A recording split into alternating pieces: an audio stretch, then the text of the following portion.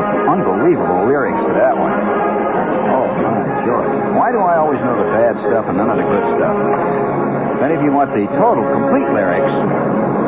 You mean you don't know that song? I'm Popeye the Sailor Man. Boop, boop. You know that song. There are over 5,000 lyrics to that song. I'm Popeye the Sailor Man. Boop, boop.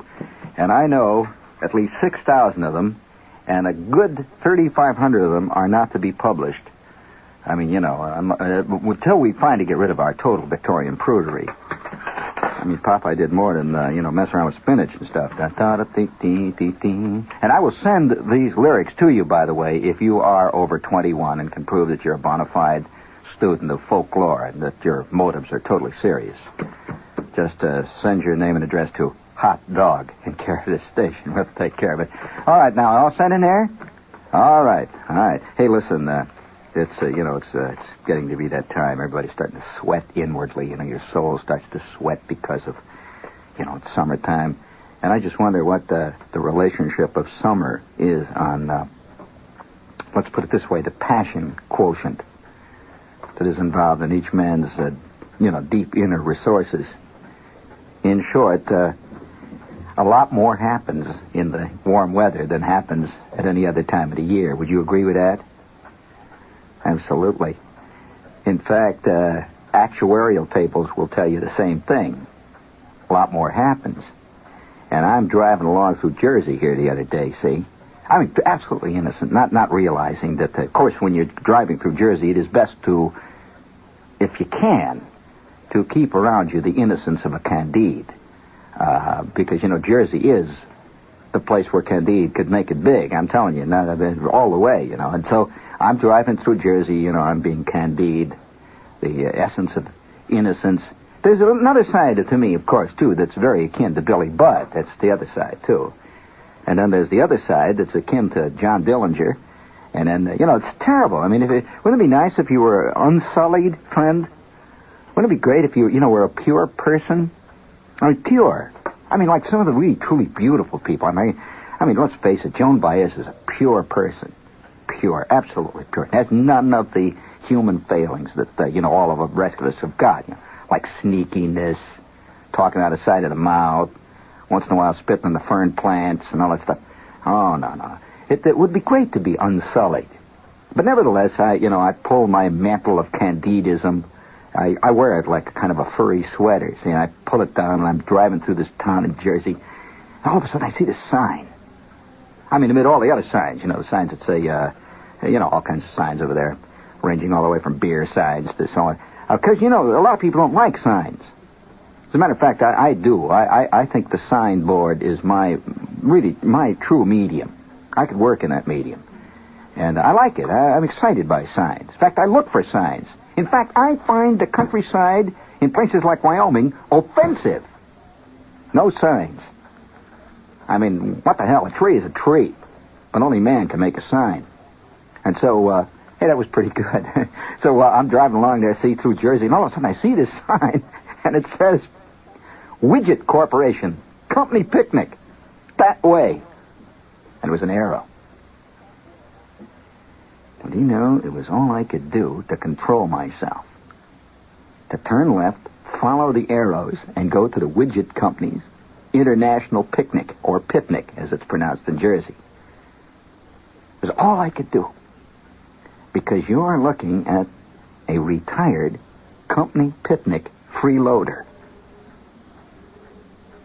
Now, I'm serious. Now, I'm just going to tell you, this is a story I know that you've never heard because I've never told it because I'm very ashamed of it. There's a lot of stuff you ain't heard, friends, and I'm very ashamed of this thing. And right now, at this minute, there are probably 5,000 people right here in the city of New York, in Manhattan particularly, who freeload at company cocktail parties. Now, it's easy to do. All you got to do is go into any hotel lobby, any time of the week, And there's always this thing. It says, events today, you see. And at the top it'll say, a Pitcairn Propeller Company, 23rd floor, cocktail party, introducing new propellers. And you get up on the elevator. You may have your choice. See, there's maybe 15 or 20 of these, like the Pipkin Washer Company. It's on the 15th floor. in the Starlight Room. And they're introducing new, exciting concepts in washers. And so what you do is you pick whatever you want, and you get in the elevator. Of course, remember, you got your suit on. Got your suit. So you're looking very official. You walk up out of the elevator, and you walk back, and you see a whole bunch of people all standing around drinking martinis. And they're waving back and forth, a lot of talk, gabbling along, and you'll see a couple of guys with long, big, slack jaws, and you see a big thing up on the board. It's usually a great big picture of the new washer. It says, Washer, 1970, and you. And, of course, the Pipkin Washer Company has come through with the newest concept of washers, the biggest thing since Galileo ground his first lens. And you walk back there, see, and there's always a girl sitting by the desk, see, and she says, yes, let's see, do we have you registered? And all you have to say is, I'm with Mr. Bullard. And you say it very fast, I'm with Bullard. She says, oh, okay, of course. And she'll give you a button. You pin it on you, and you go in. And the next thing you know, you're skunked out of your ears. You're drinking the martinis as fast as you can grab them. You knock down about 5,000 hors d'oeuvres, and you pick up a chick, and you leave, and that's your night, the whole thing. Usually you can also get yourself into a crowd that's going somewhere that night, later, you see, on an expense account. And they say, who are you with? You say, I'm with Bullard. We're out of Canton, Ohio. And with that, you're with him. And the next thing you know, you're down in the village eating bagels and the whole bit, and it doesn't cost you a thing. And you might have made an interesting friend who might be willing to go home with you. And that's all part of the whole scene. Now, I, as a kid, didn't know that I was already getting involved in that, innocently. Well, I'll tell you what happened. When I think about it, everybody's got his price, Everybody's got a whole drift, like a snowdrift of evil, past sins and crimes that rest next to the obelisk of his inner self. I like that image. Can you see your inner self, an obelisk there? By the way, you ever hear of Frank Howard of the Washington Senators? You hear it? He's 6 feet 7 inches tall, fantastic slugger. You notice what they're calling him these days? The Washington Monument. I think it's a great nickname, So, nevertheless, here I am, I'm a kid. I got this bike, me and Schwartz and Flick and Pruner, with a nice hot summer day, And about 2 miles away from us was this forest preserve. Now, what is it, a forest preserve, right? Well, it's like a big park, So here's a forest preserve down there, and we're riding our bikes all the time. It's a hot summer day. And one day, there was a great big bunting sign over there. Tremendous sign by the park, and had arrows over it. It says, this away, it was written in kind of a dialect. Say, this away, a Greek American, a picnic. Well, there were all kinds of signs all the way down. So Schwartz says, let's go to the picnic. So we ride our bikes down there, and you hear the yelling and hollering in this huge forest preserve. We followed some more arrows, and there was a guy handing out buttons and pins.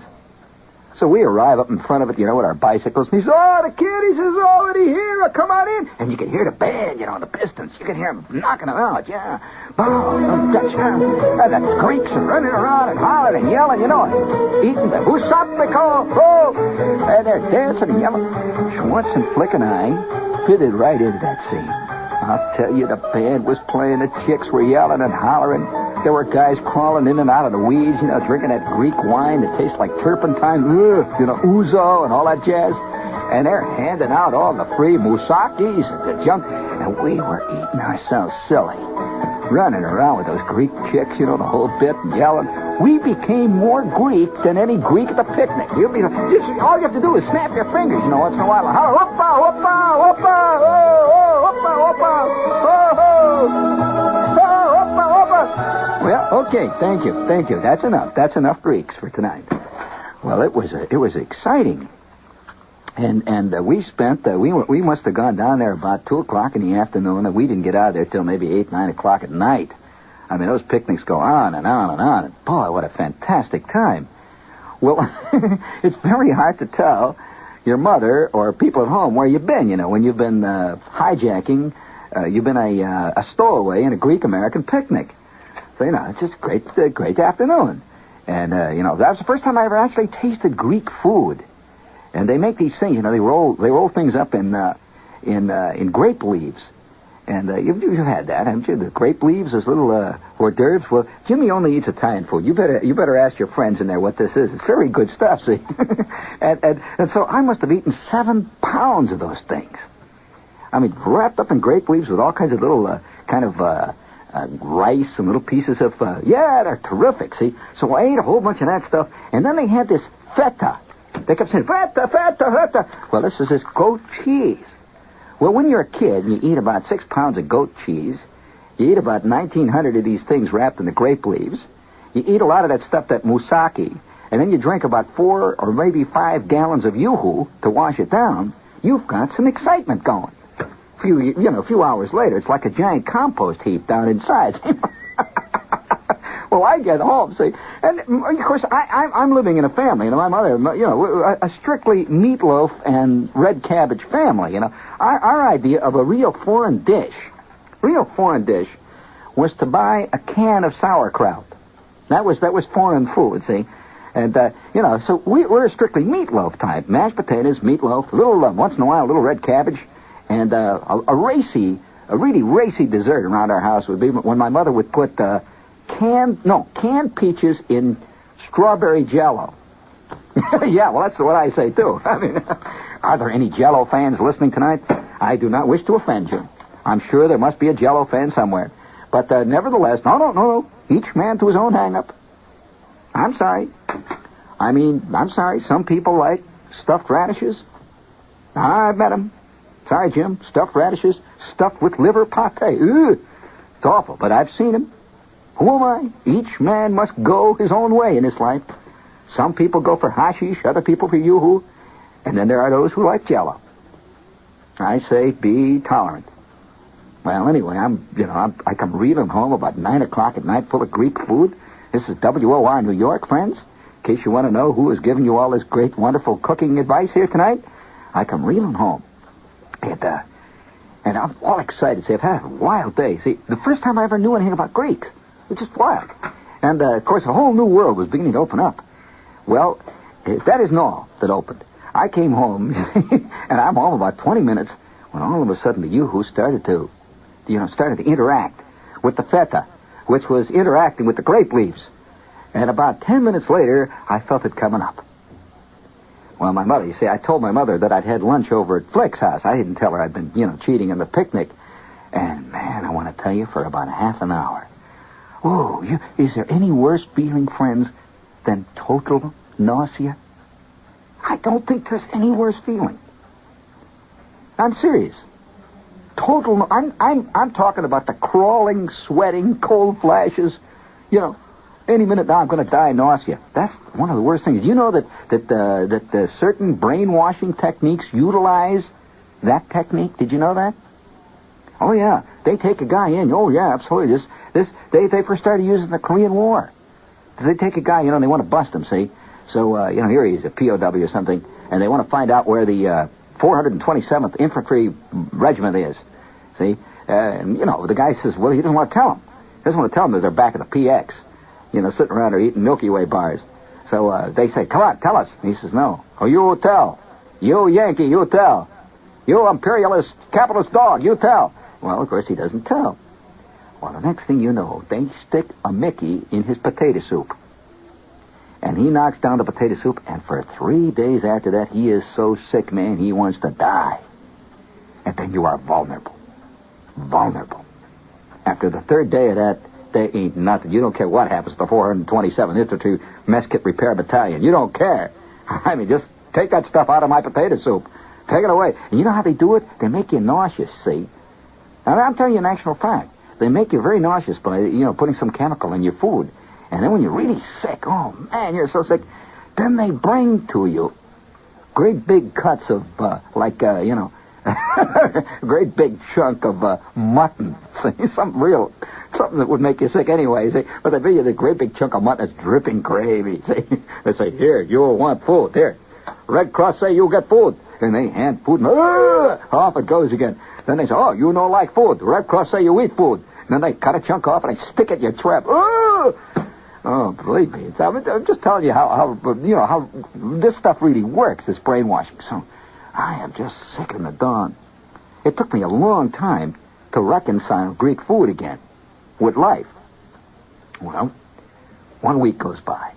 Hot summer, I have recovered by Tuesday, and I'm out on my bike, by Wednesday, you're getting itchy. You know how it is when during summer vacation you start getting itchy. And you're looking for something. You're looking for action. I think males spend most of their life looking for action, right, men? Let the women handle that one. I mean, baby, if you can go to your left, okay. But nevertheless, they're always looking for action.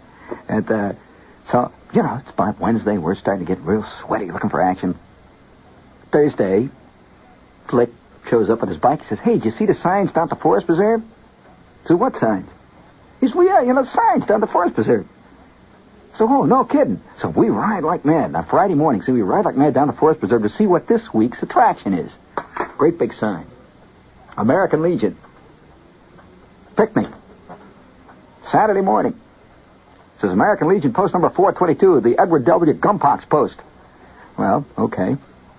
So, crack of dawn, we are in line with all the cars that are going in, And by 10 after 10, man, you never saw anything. They got this Dixie band blowing. I mean, the Dixie band is playing away there. Their bands are yelling and hollering. And you have never seen anything unless you've seen an Indiana American Legion yearly picnic. It is a sickening sight. I want to tell you, guys running around. They got these bags of water. They're squirting them at each other. And they get these, these shock sticks. And they're yelling around and poking each other. They get these little hats that look like banana splits. These funny little hats with the badges all over. Running around. Millions of hot dogs. They had hot dogs. They had tubs of hot dogs. And gigantic steins of beer. They had 4,000 gallons of mustard. They were handing out hamburgers. They were handing out pop. They were handing out stuff as fast as they could open it up. And we are in line, me and Schwartz and Flick and Bruner. See, we make the first scene through. 3 hot dogs, 4 bottles of pop, 15 Eskimo pie bars. We start around. We get in the back end. We start through again. The band is playing and yelling and hollering. 4 trips later, I remember seeing Schwartz climb away off of his bike and under a table. And I could hear him heaving for hours on end. We get up, we go back and ride again, because you don't want to waste all this good stuff, People yelling, hollering, zap. Well, that was some picnic. Went from 10 o'clock. I must have gone all the way through till, maybe 7, 8 o'clock before we started to wind down. The band has marched away. They've tapped all the kegs. And now we are on to something good. We kind of accepted the first picnic as a fluke. Well, from that minute on, every week we would look forward to whatever company picnic, and they used to have these wild company picnics, like the Briselli Chemical Company would show up. The Sinclair Oil Company, because all these big steel mills. And when they have these picnics, of course, sometimes 25,000 people show. I became an aficionado of picnics. I could tell the cheapy companies. You could tell the companies that were in trouble, they were trying to bail themselves out. You could tell the companies that were having labor troubles, because what would happen, say, all the guys from the shipping department would show up, a real bunch of tough-looking guys, a whole bunch of guys from the truck department, the guys down in the chipping department would show up, great, heavy jaws, great big. When you knew there was trouble, they would show up wearing their hard hats. They're going to fight at this picnic. And, I saw one company picnic one time. The fight, you never know where the fight started, because they always have these softball games. The skinny guys playing the fat guys, or the married guys play the single guys, see? And we had no interest in that. See, these guys down there playing softball. And the fight would always start down there. You'd hear this crowd. All of a sudden, everybody's pouring like mad down there. Hot dogs are flying. And you see about 65 guys rolling around on the ground, their shirts all torn off, and they've got their funny hats they've been given, yelling and hollering, hitting each other with the softball bats. Well, it would spread, of course, because there's a lot of chauvinism. I mean, really, maybe you're not aware of the chauvinism that exists in the interdepartmental level between companies. Now, for example, I worked in the steel mill, and I can tell you this. The tin mill hated the coal strip's guts. Absolutely. Because they always figured the coal strip had the best deal. And, they were like white-collar workers, see? and the coal strip hated the 14-inch merchant mill. Because they felt that if the 14-inch merchant mill would only come up with enough steel next week, these guys would make their bonuses. But no, so all these departments hate each other, and they're only unified by one mutual hate. That's for the company. Okay. But What happens when they show up at a picnic and the cold strip is playing a tin mill? And somebody gets a bad decision at second base. When everybody's got $50 riding on the game, and that's the trouble. They all start betting. And boy, I'll tell you, it's no game after a while when you have 4 guys from the tin mill shipping department slugging it out with 3 guys from the cold strip flying shears department. You have got hard men battling. And it's not the kind of picnic, incidentally. Wouldn't it be great if they showed a picnic like that in one of the beer ads? Company picnic breaks up in a giant fight. They hit each other with a head, with the Miller High Life beer, You won't see that, unfortunately. But nevertheless, we became really great, very, very, we became very discriminating. We would show up at a company picnic, let's say the International Paper Hat and Drawer Company. We would show up there, and within 5 minutes you could tell whether there's going to be a dog. So Schwartz would say, oh, come on, let's split that, a dog, what a bad picnic. And, we eat a couple of hot dogs and leave. That'd be the end of that one. Putting them down every inch of the way. And even to this day, I look in the paper, and I'll see ads for companies that I once attended their company picnic. And I'll have either a warm feeling or, forget it feeling, or an angry feeling or some bad thing that happened. But every picnic had its own character. Every one. And then came the ultimate strange. I hope you don't misunderstand what I'm about to tell you, because this is a true story, and it's one of the strangest things that ever happened to me in my life, and it came about in this picnic scene. And I'll tell you what happened. I don't know whether I should or not. No, because it's a very strange, peculiar, totally relevant, incidentally, memoir, and I mean relevant to everything. I mean everything that's going on today. Now, we had gone to every picnic, roughly every picnic. Sometimes we'd skip one, if there's a band, like Piano Movers picnic. You go down and they do anything, but, all they do was wrestle or something like that. And so we wouldn't go to some of them. But I attended with Schwartz and Flick and Bruner. I must have attended 15 picnics when this happened, because it happened way at the end of the summer. It was getting hot, really, because out in the Midwest, in fact, any place out in the Great Plains, you are very, very aware and conscious and attuned to the environment. Now here, in this area, in the eastern seaboard, you got this great ocean out here. And the ocean is a tempering thing, which means that the winter doesn't get very cold here in New York, even though guys yell a lot about it. It doesn't, forget it. Believe me, you don't even really need an overcoat in New York. And it doesn't get really very hot here, even though you think it does. I can only say to you that if you think it gets hot in New York, friend, you have never been where it gets hot. But out in the Great Plains, it gets both of them. Man, all the way. And so, late in August, when the sun is sitting there, and it's about 4 million miles across, and there's a kind of a brassy quality to the air, and the steel mills off in the distance have been belching blast furnace dust up into that atmosphere, day and night. It sort of hangs low. The air has a curious kind of an orange, red, gray, greenish cast. And the sun hangs at a peculiar angle in August. And at night, when the moon comes up, that's something to see, man, in August, late in August and early September, because the moon gets unbelievably enormous because of the curious invection currents, the feeling in the air itself. It's caused by light bending, is what it's caused by. And the light is bent because of the heavy atmosphere that's hung low because of this heat laying down on the ground. And this, sometimes, it's hard to believe it. I have actually seen the moon in hot, late August and early September days in Indiana literally stretch almost from one end of the horizon to the other. Now, it sounds like I'm exaggerating. I am not. It's a strange, shimmery, and it only lasts for a few seconds, that image. Maybe a minute or two. But when the moon gets in a certain place and all the light is bent right, the atmosphere itself acts as a fantastic, unimaginably huge telescope. And this moon is suddenly a great orange, curious kind of disk it's very strangely misshapen. And it's not particularly beautiful. It's a little scary, actually. And it's dark orange with it's called a blood moon. Have you ever heard the term blood moon? It's called a blood moon. It's a red color. Sort of gray, smoky, drifting wisps that go drifting over it. It just hangs there. And it's hot. Oh, my God, is it hot. I mean, it is so hot that you just sit. No matter what you do, the water just pours off you. Just drips. The humidity stands maybe at, 140, 150%. Oh, yeah, you can just reach out and grab a chunk of air and just sort of wring it out, and stuff drips out of it, You just sit there. And then there are mosquitoes.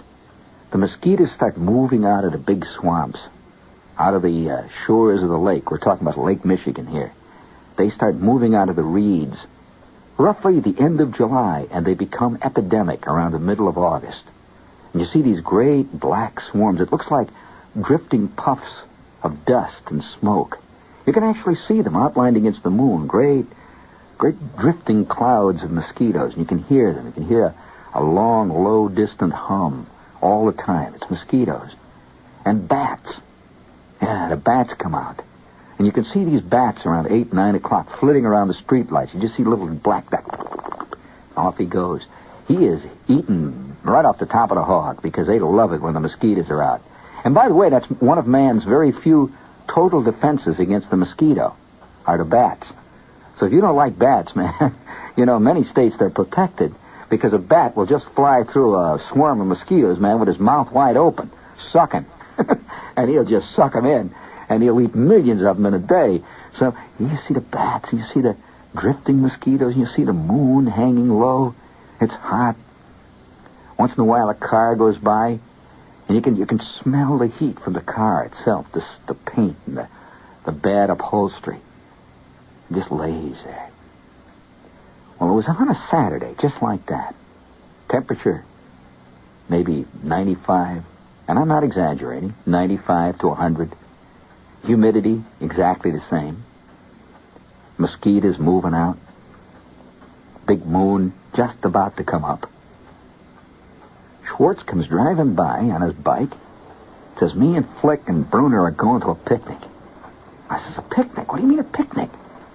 At night? He says, yep. They say there's a picnic down at the Forest Preserve. Let's go. So I get my bike out of the garage, an Elgin, in case you're curious. And I get out on the road behind Schwartz and Flick and Bruner, and we start pedaling off into that fantastic moon. Through this enormous swirling clouds of mosquitoes, dripping sweat behind us as we went, heading to the Forest Preserve. It's the first time I ever went to a picnic that was at night. Actually began at night. Well, we arrived at the Forest Preserve, and there was just a great big banner across the front, and it had a symbol on it. No letters at all. And we drifted down the gravel road. Down the gravel road we drifted, sneaking in. The heat, oh, my God, that heat. And it was a kind of excitement. Going to a picnic at night. It was a quiet picnic. There was no band playing. And usually, almost every, in fact, I would say without exception, every picnic we went to had some kind of a cockamamie band. Either it was the Greek-American accordion players, or it was a Dixie band. They always have Dixie bands. Once in a while, some of them would show up with a bunch of guys playing little round things. That was the Croatian Americans. Little round things. And they had these puffy sleeves. The guys with the black suspenders and all that. But this one had no band at all. Nothing. And we could see some lights through the woods up ahead of us. Kind of orange lights bobbing up and down. And then we saw. Are you ready, friends? Are you really ready? I couldn't believe it. There in front of us was a whole strange, shifting mass. It looked like some mirage. There were little ones and big ones. I mean, little ones about 3 feet high, maybe a foot high. And there were some big, tall, skinny ones. But they all looked alike. A great crowd of them. And they were moving past a long table that had the food out there. They had potato salad, in case you're curious. And it looked like boiled hot dogs. We didn't stay long enough to find out. I said to Schwartz, what the heck is that, Schwartz? Schwartz, it's the picnic. And Flick says, yeah, come on, let's go. See, Flick was the dill dog of the crowd. He was always ready to go, you know. If the tarantulas were having a picnic, he'd be there, you know. He didn't care. And Bruner says, I'm scared. I said, what is it? Schwartz says, it's the Ku Klux Klan. We were at the yearly picnic of the Ku Klux Klan. The KKK. Have you ever seen a crowd of Ku Klux Klanners moving around in the woods with their capes? Those long pointed hoods and robes with the two little black eyes, with the big cross on the chest. And there were some of them that had wild colors like red. Some of them were purple. They must have been big shots, you know. And there were little kids. Whole crowds of them. Getting plates full of potato salad. Somehow it's a little scary to think of a ghost eating potato salad. Makes it even worse. We just sat on our bikes for about 5 minutes and looked at the scene. And finally Schwartz says, let's get out of here. Flick says, oh, come on, they don't care. Schwartz says, no, come on, let's go. We're going to get in trouble. I don't like this. And Bruner's already crying. He's not saying nothing. And some guy started to look around with a flashlight, one of these guys with the long, high cape. We got on our bikes, and we pedaled like Billy be damned. Over the gravel road, through the long, winding forest, under the great orange moon. Surrounded by hordes of gray, moving, misty mosquitoes. Until finally we are out on the superhighway.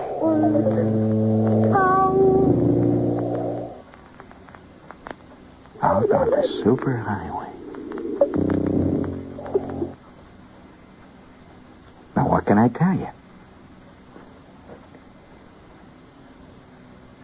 What can I tell you?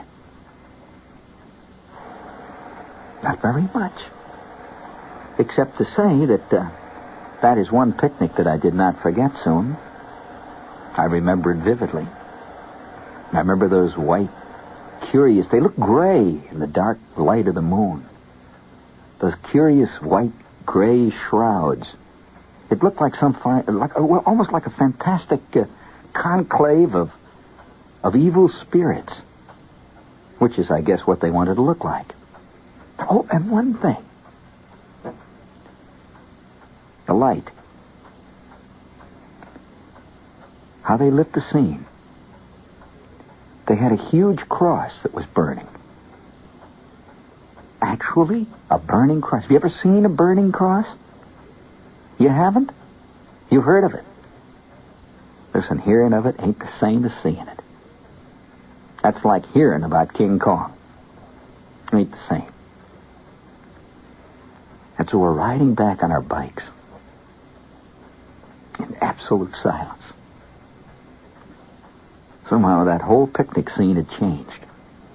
I had no idea what the Ku Klux Klan was. I just, I'd heard the name, that's all. Just like most of you. I just heard it.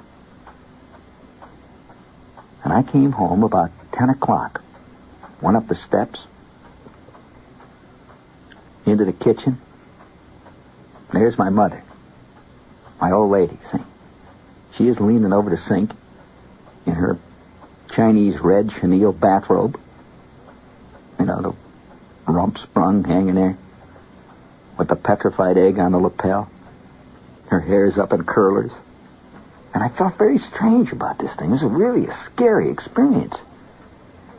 I walk into the kitchen. See, I've had nothing to eat, This is one night I didn't score, Walk into the kitchen, see, and I open up the refrigerator, and there's a half a meatloaf in there. And see, it was a holiday meatloaf. On any holiday occasion, see, it was my kid brother's birthday. On any holiday occasion, my mother put tomato paste on the top of the meatloaf with little tiny sliced olives. That was a gala meatloaf. And so there was a half a meatloaf in there, see. So I take the meatloaf out, start to make a sandwich. My mother's hanging over the sink. My kid brother's under the daybed whining. The old man's sitting in the front room in his underwear, drinking some beer, which is what he always did when he was sitting around in his underwear in the middle of August. You could hear him sucking that beer can for blocks. He's the only guy I knew who could down 2 cans of beer simultaneously. You ever seen that done? That's a real beer drinker. Big time. He used to bite the tops off of beer cans. That's big-time beer. He believed in beer. I mean, he believed in beer the way the other guy... Well, the way a Seventh-day Adventist believes. He believed in beer. So I'm making a sandwich. The old man is sucking the beer. The kid brother's under the daybed whining. All of a sudden, I don't know how... I never... You know, I'm a grown-up now, and I can't do it. But when I was a kid, grown-ups had a peculiar thing like this. My mother suddenly turns and says, "What's the matter?" I said, "Nothing, nothing." She says, "What's the matter?" "I won't tell your father." I said, "Ma, what's a Ku Klux Klan?" Clank. She dropped the fork she was drying. She said, "What was that?" I said, "What's the Ku Klux Klan, Ma?" She said, "Where did you hear that?" I said, "Oh, you know, I just heard it." She said, "You stay away from that. Don't you ever have anything to do with those people." I said, "Why?" She said, "Just don't."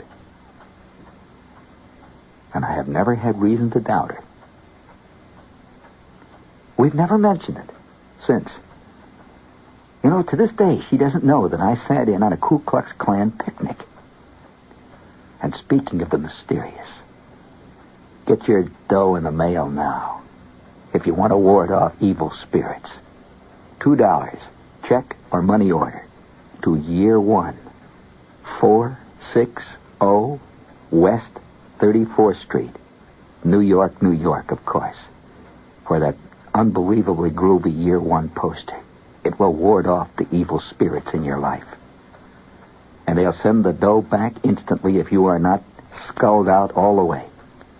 Year 1, 460 West 34th Street, New York, New York.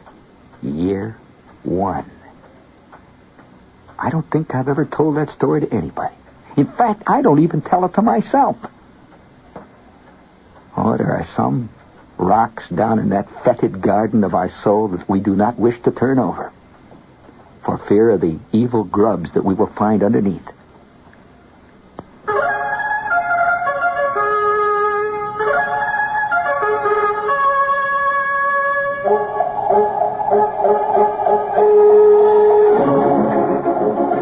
By the way, are you curious as to what, since I am a recognized aficionado, as far as yearly picnics of various organizations are concerned, the absolute top of all the yearly picnics, are you curious which one it was? There was one picnic that year after year, me and Schwartz and Flick and Bruner never missed. In fact, we got to be such regulars there that they thought we were one of them. And, you know, we'd walk in and guys would say, you know, "Hey, Starshare, come the kids again." You know, it was the greatest picnic of them all. And I would like to salute them tonight, if there's any of them listening. If you ever get a chance to attend a Lithuanian-American picnic, don't miss it. The Lithuanians are onto the mother lode of passion, friends. They know where it is.